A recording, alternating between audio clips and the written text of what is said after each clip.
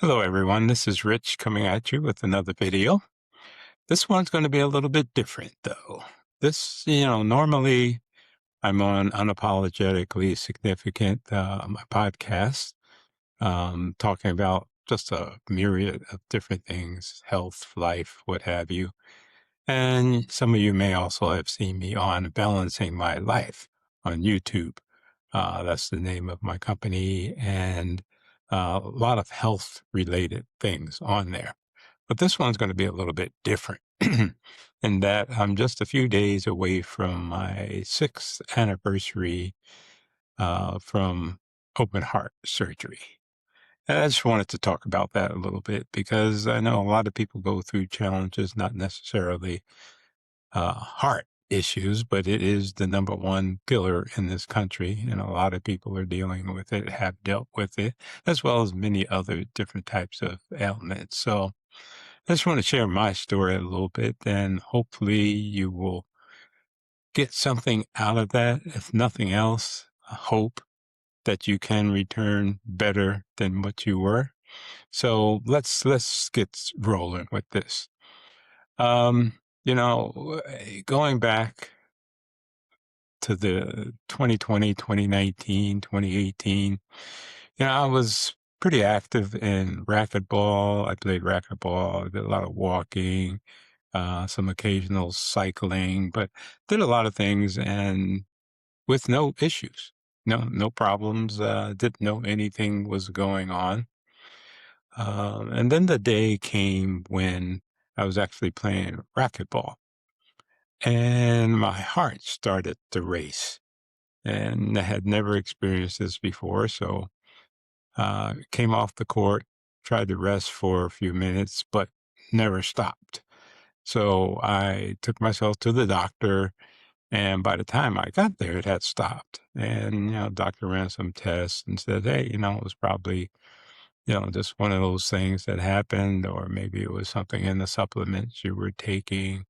But said I was basically okay, and I felt okay at the time. So that was the first missed diagnosis. So I continued on with life, doing what I normally do, working, running a business, getting in some exercise, what have you. And it was a Saturday night. I remember this very vividly. It was a Saturday night. I was sitting on the couch watching TV, and my heart starts to race. And so I put on the blood pressure cuff, and of course, it couldn't register anything because my heart was jumping all over the place. So I laid down, drank some water. It didn't stop. So had my wife take me to the ER. And now you get to the ER and you got that waiting line, and the room's full of people. And you're like, oh my God, how long do I have to wait? So I went up to the counter, told her what was happening. She went to take my oxygen saturation and immediately said, "You go to the back now." So they took me in the back. Was having an AFib episode, so they put me on a drip and actually kept me overnight. And so the next day, everything was fine. Everything had settled back down to where it should be. And my sons, who are swimmers in school, had a meet that Sunday. And I was trying to get out of that hospital so I could go to the meet. Had never missed a meet in I don't know how many years. And they said, "No, you can't leave yet." And yeah, that just rubbed me so wrong. I'm like, what is going on? This is life. I want to experience it with my boys, but I got to stay in this stupid hospital and my heart is fine now. So anyway, missed the meet. Got an appointment with a cardiologist. And of course, you always have to wait. So I think it was a month or so before I could get in and see one. So we get in there and it's running all kinds of tests, stress tests, the echocardiogram, EKGs, blood tests, test after test after test. And they were actually looking pretty good. And so he's like, "Oh, we need to really get to the bottom of, what is going on here." So he decided to run a calcium score. Now, I had heard of those things, but really didn't pay much attention to it because have never had one before, never had any heart issues. So he calls me and he runs the calcium score, calls me into his office. I remember this is on a Friday. And he goes, "Well, we got the results of your calcium score, and I'm going to talk to you as if I were talking to my brother." And I'm like, "That's not good." When a doctor says that, that's not good. And he proceeded to tell me about the calcium score. It goes up to 400, and 400, is pretty serious. They get very concerned and want to do something at that point. Mine was 1,600. And he was like, "Oh my God, we need to do surgery tomorrow," blah, blah, blah, blah, blah. And I'm like, whoa, whoa, whoa, whoa. I come in here for test results and now I'm going to surgery tomorrow. I'm like, whoa, you got to give me some time to think about this. So I went home, spent some time talking with my wife, and doing some research on this thing and realized, yeah, 1,600 is pretty serious. I'm all into herbs and holistic health and all that, but sometimes Western medicine is the best choice. So anyway, decided to go ahead with it. Went into the hospital on Monday and scheduled for surgery on, I believe, that Wednesday. Well, Wednesday comes, first thing they do, of course, is run an angiogram to look at these arteries. Well, I have 5 arteries, 99+% blocked. And I know that the technician came to me first and he goes, "I don't know how you're still alive." I'm like, "What?" He goes, "Yeah, I just don't know how you're still alive. You walked in here. I don't get it." And then the doctor came in and he's like, it said the same exact thing. "I don't know how you're still alive. I mean, you're all blocked up. There's no way I should even be talking to you right now." So he brought the screen up that they of the angiogram and showed me these arteries, how much you could visibly see how much they were pinched down, and I'm like, "Well, that doesn't look good." So, so surgery it was. So that Wednesday went into surgery. I remember being in there and commenting on how bright that operating room is. I had never been in an operating room. So just the brightness in there, I'm like, "Oh my God, this is crazy." And I remember a couple of the surgeon and one of the techs came over to me. He goes, "Hey, you ready to do this?" And I told him, I go, "Well, I got one question.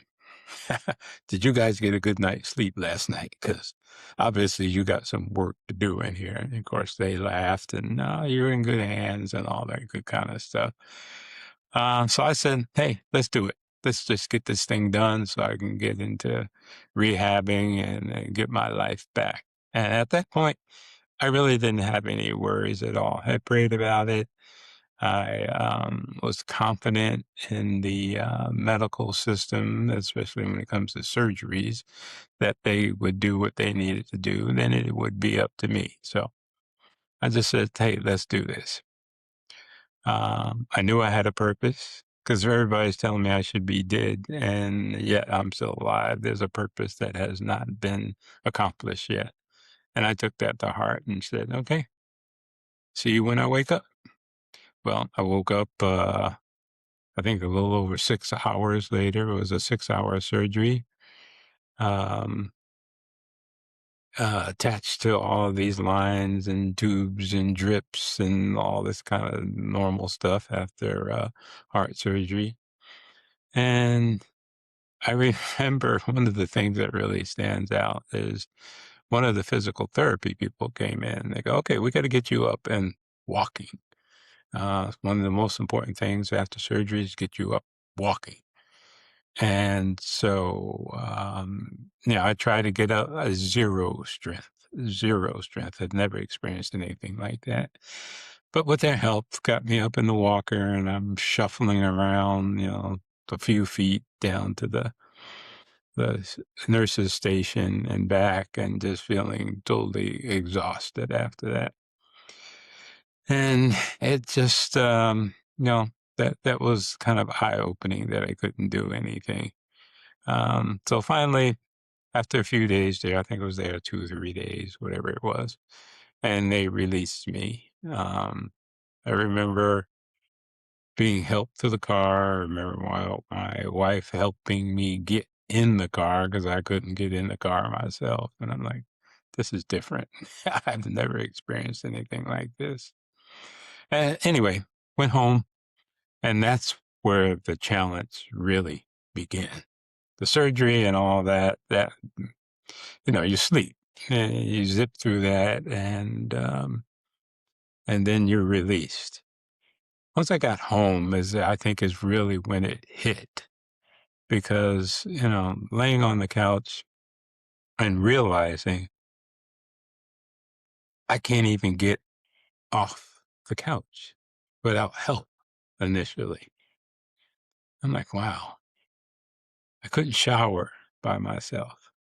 I couldn't get out of bed by myself. And, going back to being an infant as an adult is tough, but you got to fight through it. That's the thing. You got to. What choice do you have? You have to fight through it. So with the help from my wife, I was able to at least do some things around the house with her help. And the crazy part of this is it was during COVID. So all the physical therapy places were closed. So I couldn't get an appointment anywhere to start rehabbing. And they had told me that's the most important thing is to start rehabbing. Well, I got nowhere to go to rehab. So thank God for YouTube. Went on YouTube and found some videos on cardiac rehab. And I started rehabbing myself. Started with sitting in a chair and being able to stand up just on your own, which was eye-opening because it took me a while just to be able to do that. They had on there some wall push-ups. I could barely do that. Barely do that. And any of the physical physical equipment I had laying around, I couldn't use anything. I was just too weak. So, I did the best I could. A couple of weeks later, I'm having difficulty breathing. I'm like, what the heck is going on here? So back into the hospital I go. And as it turns out, I had fluid on my lungs. So they had to drain that. And of course, that's no walk in the park either. So got that drained, was able to at least breathe again. So back home, back on the rehab, and just trying to get myself in some relatively good position so that I could just return to life and function. So continued to do that, and actually started making very good progress. Strength started coming back, but it was the mental thing. That was probably the toughest thing, was the mental thing, realizing I got to come back from this. I really don't have a choice.